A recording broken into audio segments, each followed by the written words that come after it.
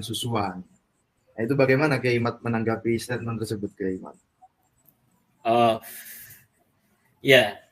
Sebenarnya bukan hanya Ustadz Yusuf Romli. Tadi saya dikirimkan oleh seorang teman tentang tulisan Kiai Ma'ruf Khazin ya. Kiai Ma'ruf Khazin yang juga menulis hal yang sama dengan Ustadz Idrus Romli. Kiai Ma'ruf Khazin ini adalah Ketua Komisi Fatwa MUI di Jawa Timur. Beliau juga sama dengan saya di Lembaga Basul Masail PBNU ya. Kita pernah beberapa kali bertemu dalam forum LBM PBNU. Yang disampaikan dari tulisan Kiai Ma'ruf Khazin, beliau ini mengatakan bahwa saya tidak akan mengkhianat ilmu pengetahuan saya yang didapatkan, bahwa surah istifadhah itu adalah salah satu tools di dalam penetapan nasab ya. Dengan mengutip apa yang ada di dalam kitab Bukhari.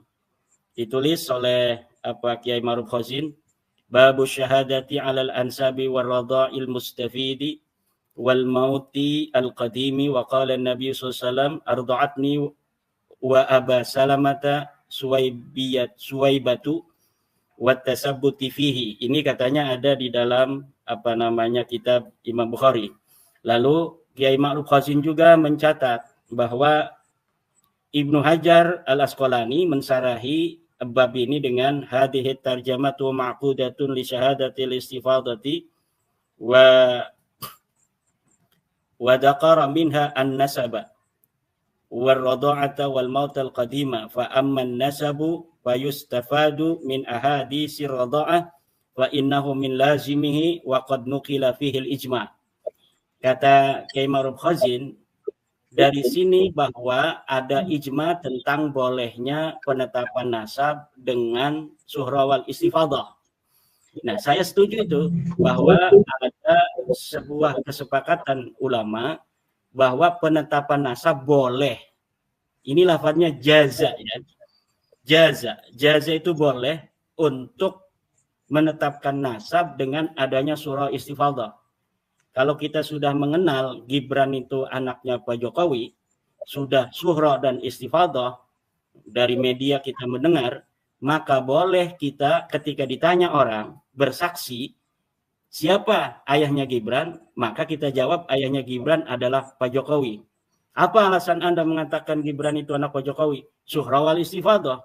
Saya mendengar dari televisi, saya mendengar dari YouTube, saya membaca koran, saya mendengar dari orang mengatakan hal yang sama, bahwa yang namanya Pak Gibran itu adalah anak daripada Pak Jokowi. Kiai Ma'ruf Khazin juga ini mengatakan dengan mengutip kitab Al-Majmu' karangan Imam An-Nawawi. Kata Kiai Ma'ruf Khazin, wa in kanatish syahadatu ala ma la yu'lamu illa bil khabari wa huwa salasah an-nasabu wal milku wal mautu jaza ay yashhada fihi bil istifadati. Wa in istafadha bin nasi anna fulanan ibnu fulanin aw anna fulan Hashimiyun au Umayyun jaza ay yashhada bihi. Al-Majmu' halaman 252 juz 20. Itu tulisan daripada Kiai Ma'ruf Khazin. Ya, betul sekali itu. Dari apa yang disampaikan atau yang dikutip oleh Kiai Ma'ruf Khazin sampai di situ betul. Tetapi ada syarat istifadhah yang tidak disampaikan oleh Kiai Ma'ruf Khazin. Saya sudah mencatat ini dari pengarang yang sama, Imam Nawawi, pengarang Al-Majmu', di dalam kitabnya yang lain namanya kitab Raudhatul Talibin. Di dalam kitab Raudhatul Talibin, Imam An-Nawawi mengatakan, wa yu'tabaru ma'an tisabi syakhsi wa nisbatin nasi alla yu'aridahuma ma yuwarrisu tuhmatan wa ribatan walau kana al-mansubu ilai hayyan wa ankara lam tajujis syahadatu wa in kana majnunan jazat ala sahihi kama law kana mayitan falau ta'ana ba'dun nasi fi dalika an-nasabi hal yumna'u aw hal yamna'u jawaz syahadati wajhani asahuhuma na'am ikhtilal adh-dhann. Bahwa memang betul nasab itu dihitung bersama dengan seseorang yang menisbahkan diri kepada sebuah nasab, atau manusia, orang-orang menisbatkan dia kepada nasab itu, dihitung itu artinya alla yu'aridahuma ma yuwarrisu tuhmatan. Disyaratkan tidak adanya penentang, tidak adanya dalil yang membantah ma yuwarrisu tuhmatan waribatan, yang akan melahirkan kecurigaan dan keraguan. Walau kanal mansubu ilaihi hayyan, kalau yang dinisbatkan itu masih hidup, misalnya seseorang disebut oleh orang-orang sekampung dia Samlawi bin Samsul. Samsulnya menolak, saya bukan anak Samlawi. Ini walaupun sudah suhra wal istifadah, maka ini orang lain sudah tidak boleh lagi bersaksi karena sudah ada pengingkaran daripada Mang Samsul yang mengatakan Samlawi ini bukanlah anak daripada Mang Samsul. Nah, ini yang tidak diungkapkan oleh Kiai Ma'ruf Khazin. Jadi betul apa yang dikatakan oleh Kiai Ma'ruf Khazin bahwa nasab ini sudah diijma' oleh ulama, boleh, hanya boleh saja, boleh untuk ditetapkan dengan surah wal istifadah, tetapi Kiai Ma'ruf Khazin tidak menyampaikan syarat surah istifadah, yaitu yang tidak boleh bertentangan dengan dalil, yang tidak boleh bertentangan dengan kenyataan.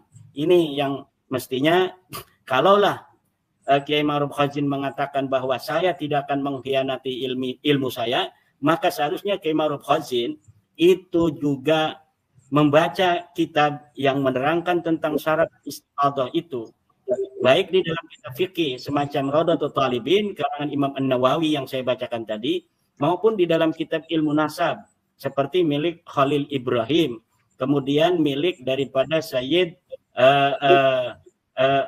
bin Haidar, Husain bin Haidar Al-Hashimi, yang menyatakan bahwa surah dan istifadah itu tidak boleh ada penentang.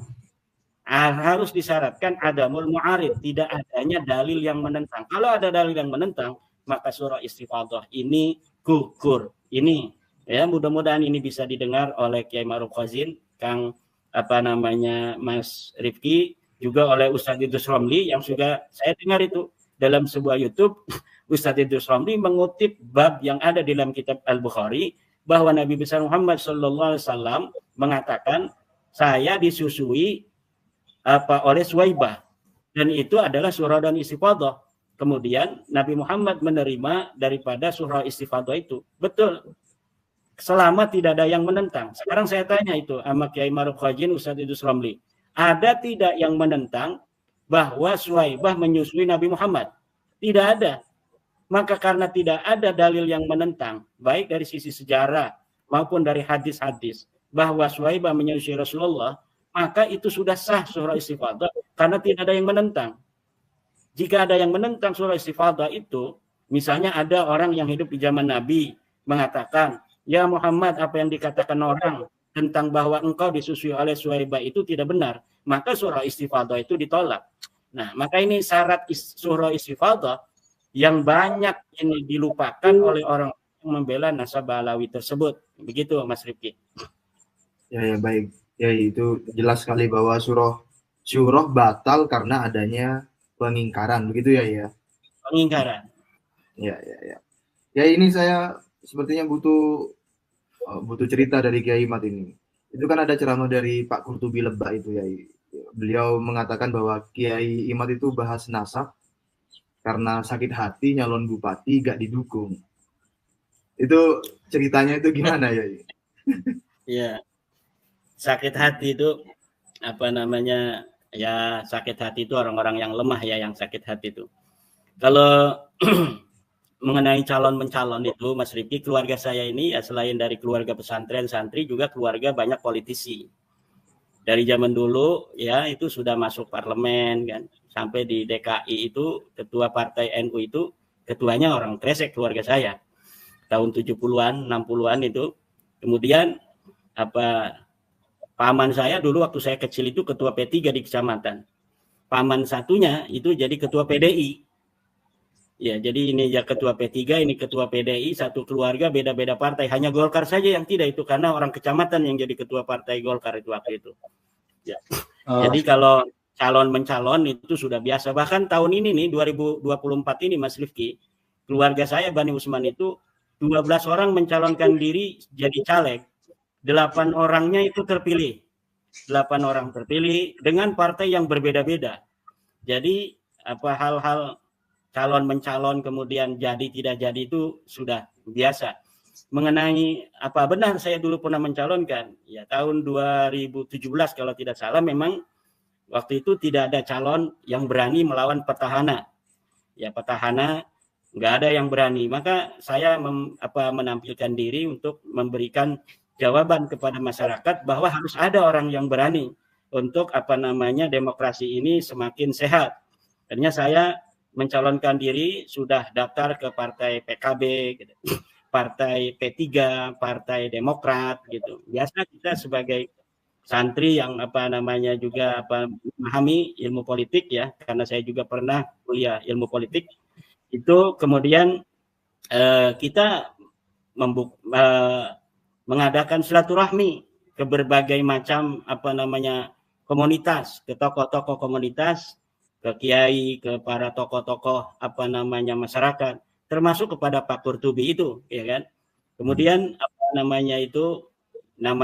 orang yang mencalonkan diri ya memang harus sering sowan-sowan kepada para tokoh untuk mendapatkan dukungan politik kan. Nah, kemudian itu ada syarat-syarat tertentu ya, misalnya tadi seperti yang dia ucapkan itu juga ada yang lainnya juga ada syarat nanti Tangerang harus bersyariah. Ya karena saya ini kan dari keluarga besar NU, dari kecil itu adalah lingkungan Nahdlatul Ulama ya, paman-paman saya itu dari Tebu Ireng. Kemudian kita diajari agama itu agama yang substansialisme, bukan agama formalisme, di mana simbol-simbol keagamaan itu tidak terlalu penting daripada isinya. Yaitu yang itu ditanamkan oleh ajaran-ajaran Nahdlatul Ulama. Ini tahun 1936 di Kresek itu sudah ada majelis wakil cabang. Kiai Muhammad Amin, bapaknya Kiai Ma'ruf Amin itu datang dari Mekah tahun 1936 itu langsung menyusun kepengurusan tingkat kecamatan MWCNU. Saya pun kan tahun 2006 itu ketua majelis wakil cabang NU di Kecamatan Kresek gitu. Ya. Akhirnya karena itu ada syarat-syarat tertentu harus bikin FPI di tingkat desa dan lain sebagainya. Ya saya kan kader NU. Saya lebih menjadikan ajaran-ajaran Nahdlatul Ulama inilah yang harus menyebar di tengah-tengah masyarakat. Karena ajaran Nahdlatul Ulama adalah ajaran-ajaran yang telah terbukti sebagai ajaran yang mampu membawa keberagamaan di Indonesia seperti sekarang ini. Mulai dari zaman Wali Songo, ajaran-ajaran rahmatan lil alamin, ajaran-ajaran yang penuh dengan toleransi, ajaran-ajaran yang penuh dengan akhlakul karimah diajarkan oleh para Wali Songo, kemudian kepada para kiai sampai kita hari ini. Jadi saya lebih mengedepankan bagaimana ajaran-ajaran Nahdlatul Ulama di kampung saya ini untuk semakin menyebar. Ya, itu sebenarnya begitu. Ini sebenarnya pengalian isu saja, Mas Rifki ini. Sebenarnya itu bom nuklirnya itu belum berani dikirimkan. Katanya itu beliau sudah mengarang bom nuklir tuh. Bom nuklirnya sudah jadi, dibakar itu di pondoknya, tapi belum berani dikirimkan ke saya. Nah, atau misalnya kalau misalnya harus bayar ya kita bayarlah, kalau misalnya kitabnya di COD ke sini kita bayarin gitu kan. Dulu ada seorang kiai dari Sukabumi yang membuat bantahan terhadap tesis saya, kemudian diantarkan ke pondok saya, kemudian kitab itu berbahasa Arab oleh kiai dari Sukabumi, Syekh Abdullah Mukhtar. Dia orang asli sini, kemudian kakeknya pindah ke Sukabumi. Nah, kemudian kita balas dengan bahasa Arab pula. Dan beberapa orang yang membuat bantahan kepada saya juga saya balas gitu. Beliau juga kalau beliau mengantarkan atau misalnya mengirimkan melalui kurirnya bahwa ini ada bantahan ini yang membantah daripada tesis saya, ini jawaban-jawabannya. Nanti akan saya itu jawab dan saya akan kirimkan ke beliau gitu Mas Rifki. Jadi nggak usah bikin narasi-narasi yang bermacam-macam. Bikin aja kitabnya, kalau sudah ada ya tolong dikirimkan agar kita bisa untuk menganalisa dari sisi apa ilmu nahunya, ilmu sorobnya, atau dari sisi apa yang paling penting itu adalah apakah apa yang apa namanya dia tulis itu nanti akan bisa menjawab daripada apa-apa yang kita pertanyakan selama ini. Satu, tentang apakah ada dalil bahwa Ahmad bin Isa pernah hijrah ke Hadramaut?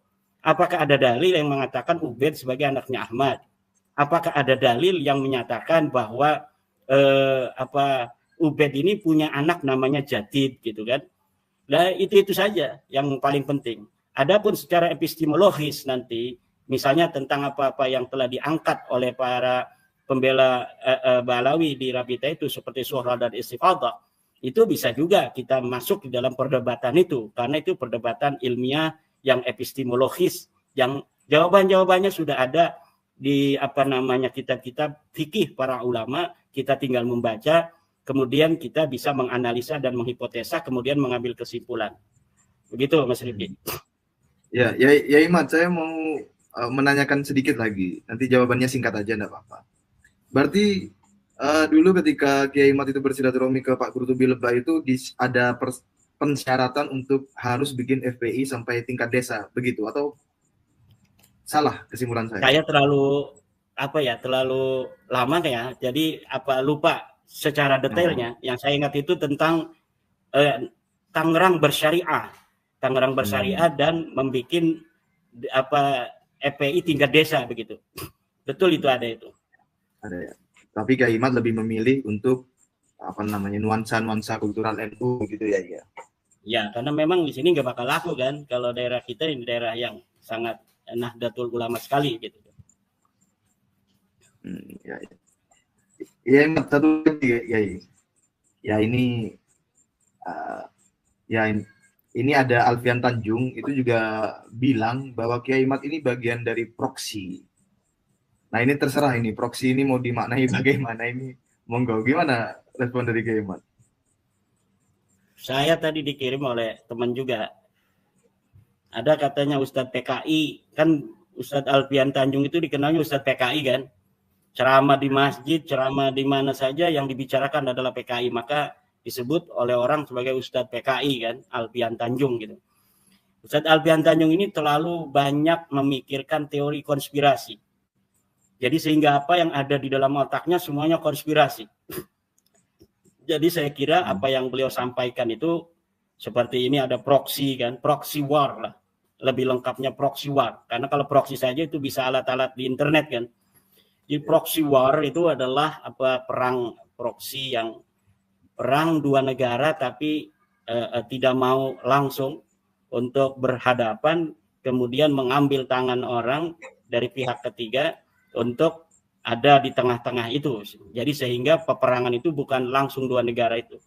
Nah itu teori-teori semacam itu ya, teori-teori yang sering dibahas oleh kaum fundamentalis karena tidak bisa menjawab daripada kenyataan. Jadi kenyataan yang terjadi, yang dia pandang dengan mata kepalanya, kemudian karena dia tidak mampu untuk mencari jawaban secara spiritual, secara secara ilmiah dan lain sebagainya, akhirnya mereka membuat kambing hitam dalam benaknya. Maka kambing hitam inilah yang namanya teori konspirasi yang mereka pahami, sehingga apa yang mereka perjuangkan adalah angan-angan belaka. Kenapa? Karena bisa jadi orang-orang yang semacam mereka ini yang sangat formalistis di dalam perjuangan ingin menegakkan syariat Islam, sebenarnya mereka inilah orang-orang yang dimanfaatkan oleh orang-orang lain untuk menjadikan sebuah keamanan negara itu menjadi tidak stabil dan lain sebagainya. Orang-orang yang sumbu pendek, orang-orang yang gampang untuk dimanfaatkan, langsung digosok-gosok sedikit, langsung berteriak dan lain sebagainya. Ini adalah tidak bisa untuk alamatkan kepada kaum-kaum tradisional seperti Nahdlatul Ulama dan pondok pesantren, tetapi kepada mereka ini. Jadi teori konspirasi itu sebenarnya ketika Ustadz Alfian Tanjung bicara tentang proxy war, sebenarnya mereka inilah orang yang sedang di-proxy war oleh kekuatan-kekuatan lain gitu, untuk menjadikan negara misalnya tidak stabil dan lain sebagainya. Kemudian tentang dia bertanya, ini siapa bapaknya kan, siapa gurunya, siapa di mana mondoknya.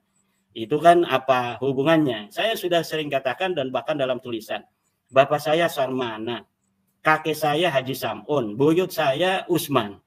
Jadi, kok dalam ijazahnya ada nama Haji Samun? Ya karena saya sejak kecil ikut pada kakek saya, maka surah istifadah itu sampai guru pun menulis bahwa saya adalah anak Haji Samun. Itu dipertanyakan oleh Ustadz Alfian Tanjung. Seharusnya dia bertanya, mana dalil daripada Ahmad bin Isa sebagai anak mempunyai anak Ubaid? Mana dalilnya? Nanti saya sampaikan dalilnya. Kemudian saya tanya, sekarang mana dalil kamu yang menyatakan bahwa Ahmad bin Isa punya anak Ubaid? Kalau dia mengatakan mana dalilnya yang membatalkan bahwa Ubaid sebagai anak Ahmad, nanti saya bertanya, mana dalil daripada Ubaid sebagai anak Ahmad? Harusnya kan begitu ilmiah. Tapi ini tidak. Yang ditanyakan adalah hal-hal lain. Di mana mondoknya? Kalau saya ngomong mondok-mondok, nanti saya disangka sombong dan lain sebagainya. Karena mondok saya banyak sekali itu, Mas Rifki. Guru-guru saya banyak sekali. Dalam setiap fund itu kan. Dan saya ini ketua komisi fatwa MUI Banten. Di Banten itu tidak sembarangan para ulama itu mengangkat seseorang untuk menduduki sebuah jabatan tertentu, apalagi sebagai ketua komisi fatwa di Majelis Ulama Indonesia yang membawa nama Syekh Nawawi Tanara.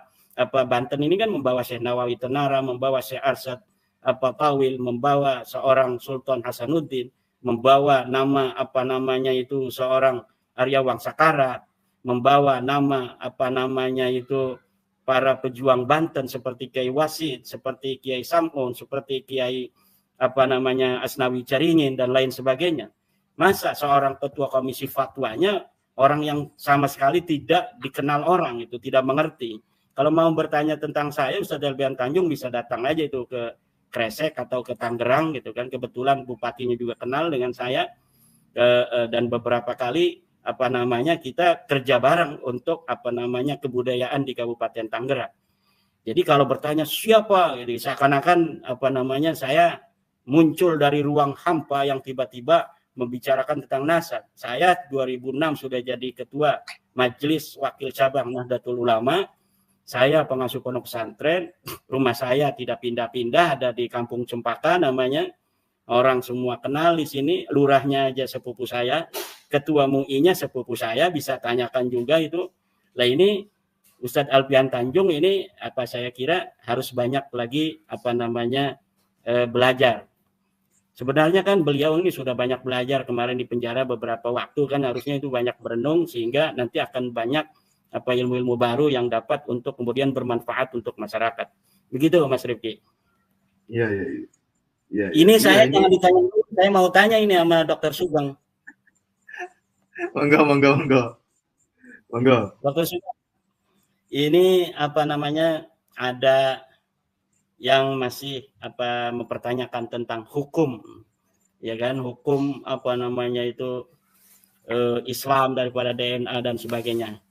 Kalau menurut pengalaman, ini bukan tanya hukum kepada Pak Dr. Sugeng, pengalaman Pak Dr. Sugeng tentang penemuan para ilmuwan gitu. Sebenarnya mekanisme dalam bagaimana ilmuwan itu kemudian menggunakan penemuannya itu, apakah pertama harus tanya pada ulama, bagaimana itu, apa langsung dikerjakan sehingga kemaslahatannya itu terlihat dulu, atau bagaimana Pak Dokter? Begini, ilmuwan itu kan ulama sebenarnya. Jadi kalaupun dalam penelitian laboratorium kita melibatkan etika, ada komisi etiknya sendiri. Ya ulama nggak terlibat, maksudnya ulama di bidang agama. Ini suara saya jelas nggak ya? Jelas. Nah, gitu. Jadi kalau saya kerja di lab mau bikin apa, misalnya saya harus menggunakan tikus atau menggunakan anjing atau menggunakan mayat manusia, itu ya ada komisi etiknya sendiri. Itu mereka sudah terlatih untuk itu, dan ulama ilmu agama ya tentu aja nggak di situ. Karena apa? Mereka lihat sel aja nggak pernah, kenapa dilibatkan? Jadi siapapun yang terlibat di komite etik, kalau sesuatu itu dia harus punya dasar ilmu untuk itu. Ingat dalam ilmu pengetahuan itu tahu, pengetahuan kan tahu gitu. Jadi yang nggak tahu urusan itu ya nggak bakalan ditanyai gitu. Jadi memang kebanyakan kerja ilmiah itu tidak melibatkan ulama yang nggak ada hubungannya, yang ilmunya nggak ada hubungannya. Tapi pasti melibatkan ulama. Ya misal gini, seperti aturan kalau etika misalnya penelitian yang melibatkan sel telur gitu ya, manusia. Ya nggak boleh penelitinya ngambil sel telur sendiri, itu malah harus sel telur dari donor. Seperti itu ada komisi etika yang mengawasi gitu. Tetap ada etika dalam ilmu apapun, ilmu biologi, ilmu fisika tetap ada. Tapi kan ilmu pengetahuan itu empiris. Nggak bisa aturan Islam dipaksa orang yang penelitinya Kristen harus nurut, nggak bisa. Bahwa namanya etika dalam ilmu pengetahuan itu kesepakatan bersama. Mau Islam, Hindu, Buddha, semua sepakat dulu. Etikanya mana yang boleh dan tidak boleh itu tetap ada. Gitu saya rasa. Oh, kalau saya sedikit nanggapi ya, tadi saya jadi tertarik tapi nunggu Kiai Imad selesai. Masalah Alfian Tanjung dan Kiai Qurtubi ini kayaknya mereka itu tidak biasa berdialektika ya. Kata ingat kalau dialektika Hegel itu kan dari tesis, antitesis, bolak-balik ini. Ini antitesisnya selalu melebar kemana-mana. Bukan suatu jawaban yang seharusnya disampaikan gitu. Sepertinya mereka tidak cukup terdidik untuk disiplin akademik. Itu kalau anak kuliah, benar kuliah, itu oleh profesornya selalu dididik untuk disiplin akademik. Jangan keluar dari masalah yang didiskusikan. Itu ciri khas kita yang kuliah di pendidikan formal selalu seperti itu. Ini si Rifki terpental ini. Ya. Jadi kesimpulan yang bisa tadi saya sudah baca dari tulisan Pak Doktor bahwa Ba'alawi yang mengaku sebagai keturunan Nabi secara hasil tes DNA itu mustahil. Itu yang saya baca dari buku Pak Doktor yang disebarkan dan saya beli itu mencoba membeli dari internet. Nah itu kemudian Pak Doktor, bagaimana apabila Ba'alawi secara ilmu DNA ini tetap mengelak bahwa mereka masih tetap berharap suatu ketika ada keajaiban bahwa ternyata diputuskan Nabi Muhammad itu haplogrupnya G. Itu bagaimana kalau mereka begitu Pak Dokter? Nah, kalau Nabi Muhammad haplogrupnya G kan harus ketemu Bani Harun haplogrupnya G. Bani Tamim haplogrupnya G, Bani Utaibi haplogrupnya G, seperti itu. Nyatanya kalaupun ditemukan tuh kakek bersamanya di atas Nabi Ibrahim. Cara melawan tuh seperti itu. Jadi kalau misalnya merasa haplogrupnya Nabi Muhammad G, kebetulan dia kan nasabnya sama dengan Imam Ali gitu ya. Maka dia harus mencari sesama Bani Ismail yang haplogrupnya G. Tapi kakek bersamanya seumur Sayyid Adnan sesuai sejarah. Nyatanya kan enggak. Saya ketemu Bani Tamim yang haplogrupnya G dengan Bani Alwi, ternyata kakek bersamanya 14.800 tahun yang lalu. Itu jauh di atas umurnya Sayyid Adnan. Seperti itu. Silahkan saja semua. Kemarin ada yang bikin di Facebook atau bilang, oh ternyata ada keturunan Nabi Muhammad haplogrupnya E, berarti Nabi Muhammad haplogrupnya E. Ya nggak bisa seperti itu. Pohon keluarganya disusun. Oke, kita terima misalnya dia ada keturunan Al-Husaini E, cari yang Al-Hasani E, kemudian cari keturunan Imam Ali yang lain dari Umar, Abbas, terus Hanafi yang juga E. Kemudian dihitung jarak genetiknya. Benar nggak mereka jarak genetiknya 1.400 tahun yang lalu?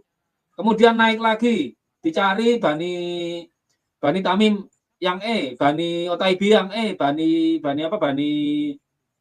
Mutairi yang E, terus Bani Saud. Raja Saud itu kan keturunan Nabi Ismail kan. Bani Saud yang E. Kemudian dihitung lagi, beda mutasinya. Benar nggak? Ketemu di zaman Sayyid Adnan. Kemudian dicari Kohanim yang E. dan seterusnya begitu. Jadi tidak bisa satu orang ini terus kita otomatis Nabi Muhammad Nabi Ibrahim ya enggak, kita harus cari sepupunya yang Pekerjaannya Itu harus begitu. ada, Dok, saya kan lihat itu ada banyak sekali para ilmuwan yang sudah berkesimpulan bahwa Nabi Muhammad dan orang Arab itu haplogrupnya J. Apakah ada satu saja ilmuwan di dunia ini yang mengatakan bahwa Nabi Muhammad haplogrupnya G? Ada jurnalnya gitu, Pak Dok? Enggak ada. Jadi gini, setahu saya ilmuwan itu disuruh kita menyimpulkan seperti dalam papernya Dr. Hammer itu ada 4 klaster kan. J1, J2 itu ada 2 cabang. Sebentar ya, J2 itu saya lihat papernya sebentar.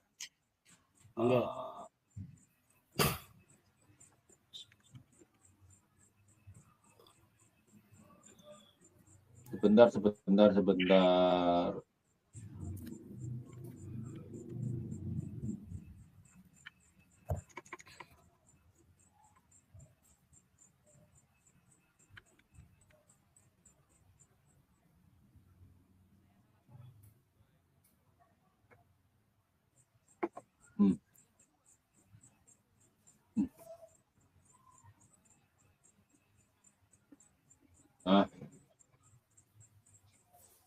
Misalnya di penelitiannya Dr. Hammer itu. Dr. Hammer itu tidak menghakimi bahwa Nabi Harun itu J1. Kita disuruh mikir tapi bahwa ada 4 haplogroup ya, JP58, JM410, JM12 dan RM269. RM269 itu kakek bersamanya 11.800 tahun yang lalu. Itu bukan masanya Nabi Ibrahim. Berarti di zaman Nabi Ibrahim itu dari keturunan R itu udah berapa? Kemudian zaman Nabi Harun itu yang dari J2 itu JM410 dan JM12. Berarti ada 2 versi Nabi Harun dong kalau caranya gitu.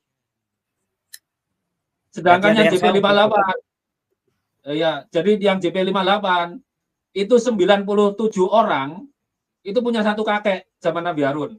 Ada 3 orang yang satu kakek dengan 97 orang ini, tapi zamannya Nabi Ibrahim. Mengerti Pak Kiai? Yeah. Jadi kalau dari versi J1 ini ada 97 orang yang kira-kira kakeknya seumur dengan Nabi Harun, tapi mereka bawa 3 sepupunya, karena kakek 3 dengan 97 orang ini punya kakek bersama zaman Nabi Ishak, zaman Nabi Ibrahim. Kita disuruh menyimpulkan sih. Kemudian dari cabang Nabi Ismail, ya udah kita cari sepupunya. Mana yang cocok dengan J2, J1 ini. Yang paling kuat kita pakai. Cuma ke yang G ini masalah. Karena apa? G yang mengaku keturunan Nabi Harun dengan G yang mengaku keturunan Imam Ali, itu kakek bersamanya 20.800 tahun yang lalu. Masuk akal enggak? Enggak masuk akal. Jadi dalam kasus seperti ini, ya, bisa jadi kita punya 1, 2, atau 3 kandidat Nabi Ibrahim bisa. Tapi yang nggak mungkin ya udah kita tolak. Ngapain kita mulut-mulut situ? Kalau sudah yang nggak mungkin itu Balawi nih, Dokter. Yang nggak mungkin ini kan Balawi. Iya. Kalau udah kita tolak ya nggak nanti paling ujung-ujungnya akan cuma 2, J1 atau J2. Cuma secara populasi, oke, sekarang kita punya kemungkinan J1 dan J2. Kita pakai pendekatan matematika lagi. Sekarang populasi orang Arab berapa? Katakan berapa juta ya? 60 juta ya. Itu setengahnya laki-laki, 30 juta. Itu 41%-nya 40%-nya itu J1 misalnya. Kan berarti 30 juta, 40%-nya kan berarti 15, sekitar 12 juta lah. 12 juta orang ya. Anggap aja semua pernah mengalami migrasi. J1, J2, pernah terusir lah dari Arab Saudi. Kemudian kita hitung pakai logaritma. Per bapak tiap generasi punya anak rata-rata berapa? Karena dia tuh ada yang keluar, mungkin angkanya cuma 1,3 lah, 1,3, 1,2. Itu kalau kita pakai logaritma, kira-kira sampai Nabi Ismail 4.400 tahun yang lalu, itu masih ada nggak 2 atau 3 orang keturunannya? Kalau Balawi mungkin 2.000 karena cuma 4%. Kok baru sampai 5.000? Itu sampai kira-kira 1.500 tahun yang lalu udah habis. Tinggal satu terus ke ujung. Itu nggak masuk akalnya di situ. Jadi ketika ada dua atau 3 calon kandidat haplogrup Nabi Ibrahim, oke kita pakai pendekatan kedua, pakai logaritma. Misal dari 100 kakek itu punya anak rata-rata berapa? Kalau stabil kan 1, kalau 2 nggak mungkin karena populasi itu setiap generasi lipat 2. Itu anak cewek dan cowok padahal. Jadi kalau jumlah laki-lakinya nambah, ya paling rasio ayah per anak laki-laki itu 1, sekian. Karena dari 100 orang, itu kira-kira 37 orang nggak punya anak laki-laki. Ada yang punya anak 1, tapi ada yang punya anak 7. Itu dibuat rata-ratanya. Per ayah, itu punya berapa anak laki-laki. Nanti kita hitung, misalnya dari sekarang 6 juta, berkurang 1 generasi sekian juta, berkurang terus kan kakeknya kan. Kira-kira zaman Nabi Ibrahim, zaman Nabi Ismail. Nabi Ismail itu anak-anaknya 12 kan. Nggak semua berketurunan lah sampai sekarang. Maksudnya nggak semua jalur laki-laki. Tapi kita lihat nih yang paling mungkin misalnya tinggal 4 cabang atau 2 cabang itu di 1 dan di 2. Lah kalau G ini, saya nggak yakin 2000 tahun yang lalu di Mekah dan Madinah itu ada G 1 orang itu paling banter ya 1-2 orang, nggak mungkin banyak. Padahal Nabi Ismail itu anaknya 12 itu. Seingat saya 12, 11 laki-laki 1 perempuan itu.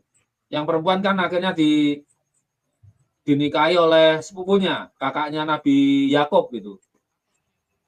Itu kenapa orang Israel sekarang dikatakan Bani Israel. Karena kakaknya Israel, Esau itu jadi Arab sekarang, keturunannya Esau. Bukan Bani Ishak, tapi orang Israel. Orang Israel kan tidak dikatakan Bani Ishak. Karena salah satu anaknya Nabi Ishak itu jadi orang Arab. Yang mendirikan bangsa Edomit itu. Esau kan mendirikan bangsa Edomit. Itu keturunannya sekarang jadi orang Arab itu. Kalau dalam tradisi ini tafsir bahwa Nabi Ishak itulah yang Israel, dia yang namanya Israel itu, Dok. Kalau sepanjang saya tahu yang dinamain Israel itu Nabi Yakub. Oh iya, Nabi Yakub gitu maksudnya. Nabi Yakub. Makanya kalau orang Israel itu tidak dikatakan Bani Ishak karena sebagian Nabi Ishak punya anak 2. Yang Israel itu jadi Bani Israel sekarang. Yang Esau kakaknya Ishak itu jadi orang Arab. Yang mendirikan bangsa Edomit itu loh. Itu banyak tinggal di Jordan. Kakaknya Ishak ini maksudnya berarti kakaknya Ismail juga? Bukan, kakaknya Nabi Yakub, bukan kakaknya Ishak. Kakaknya Nabi Yakub. Iya. Dari keturunan Nabi Ibrahim itu boleh dikata semua Arab kecuali Yakub doang. Yang keturunan Yakub doang. Tapi sebetulnya kita bisa katakan keturunan Nabi Yakub itu ya Arab Yakubiyah kalau mau biar damai. Kita nggak usah nyebut mereka Israel lagi, Arab Yakubiyah biar nggak berantem terus, gitu loh. Iya. Dok, Dokter Sugeng, saya mau nanya Dok. Ini kalau misal ini ya, ini sekedar permisalan skenario. Kita terima bahwa Haplo G itu adalah Haplo orang bangsa Arab dan Nabi Ibrahim serta Nabi Ismail dan ke bawahnya begitu. Itu konsekuensinya apa, Dok? Ya Raja Saud itu nasabnya batal dong ke Nabi Ismail. Gimana? Kohen juga. Ya?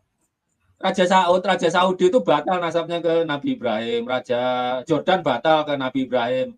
Raja Uni Emirat Arab batal ke Nabi Ibrahim. Terus pendeta-pendeta Yahudi itu batal ke Nabi Ibrahim. Tapi nggak bisa, ilmu pengetahuan tuh bukan dasarnya kita terima. Namanya aja pengetahuan tuh tahu. Makanya seperti misalnya kebanyakan pembela Balawi memakai dalil, misalnya Mbah Mun percaya nasabnya Balawi, Mbah Nawawi itu percaya nasabnya Balawi. Terus siapa lagi ya yang percaya lagi? Mbah Hamid percaya, itu percaya loh ya. Ilmu pengetahuan tuh dasarnya tahu. Jadi harus metode terukur. Itu beneran mereka keturunan Nabi Ibrahim. Kalau percaya pembuktiannya apa? Percaya itu nggak perlu dibuktikan nih. Tapi nggak bisa dibuat jadi referensi. Makanya kalau ilmu, namanya aja ilmu pengetahuan, udah disyaratkan tahu. minimalnya dengan cara pengukuran karena jaraknya jauh gitu. Kita kan nggak pakai mesin waktu toh. Ya. Dokter Sugeng, nih saya mau tanya lagi. Ini dengan skenario ya, misal aja permisalan bahwa hablum G itu kita terima sebagai hablumnya bangsa Arab, Nabi Ibrahim, Nabi Ismail, dan Nabi Muhammad. Kalau berdasar data yang ada bahwa Yuya, Stalin, dan Al Capone itu G, apakah bisa dikatakan bahwa Yuya, Stalin, dan Al Capone itu zuriat Nabi, begitu dok? Dengan skenario G itu kita terima, begitu? Ya nggak mungkin lah. Probabilitasnya Iya kan enggak, gitu. misalnya kalau Anda ini skenario, wis kita terima gitu. Berarti kan Sayyid Al Kasihan, Capone ya, gitu. kasihan ya. Atau gimana? Dok? Apa ya, kalau ilmu pengetahuan kan nggak bisa pakai pengandaian. Apa tertolak lah kayak gitu. Sebetulnya kalau masalah Yuya ya kita kan jelek-jelekin Yuya. J1 itu ada Abu Jahal, ada Abu Lahab, ya jelek juga. Tapi Abu Lahab dan Abu Jahal itu kan keturunan Nabi Ismail, siapa yang membantah coba? Kayak Imat kan udah yakin itu. Kalau Abu Jahal, Abu Lahab itu bin Ismail, siapa yang bisa membantah? Berarti udah G ini udah mustahil ya dok ya? Mustahil bangsa Arab saja Sangat. bukan gitu ya? Dah saya yang ngomong, sangat mustahil. Karena nggak ada sepupunya dari pihak Kohanim gitu ya. Bisa belum sembuh ya? Jadi ini di Kohanim itu juga ada haplogrup G, tapi GM377. Itu kapan kakek bersamanya? 20.800 tahun yang lalu. Masuk akal nggak Nabi Ibrahim 20.800 tahun yang lalu?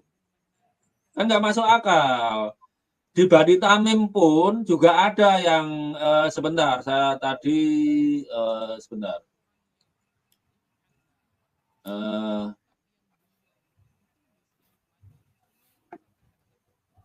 Oke, seperti kita pakai, saya kan memakai pendekatan adil lah. Kita kasih peluang bahwa G itu mungkin haplogrupnya Nabi Muhammad. Tapi kan harus cari sepupunya untuk mengkonfirmasi. Saya cari itu kemarin di G Arabia, ketemu Bani Tamim. Jadi Bani Tamim ini sebagian besar, lebih dari 20 kalau nggak sampelnya, 23 berapa itu. Ternyata di JY 4349. Itu ketemu dengan Al-Husaini, Al-Hasani kakek bersamanya di 2000 berapa ya? 2100 sampai 2600 tahun yang lalu lah. Itu kan masih masuk akal umurnya Sayyid Adnan. Tapi kemudian ada Bani Tamim yang juga haplogrup G, sama ada haplogrup G juga di Bani Tamim itu.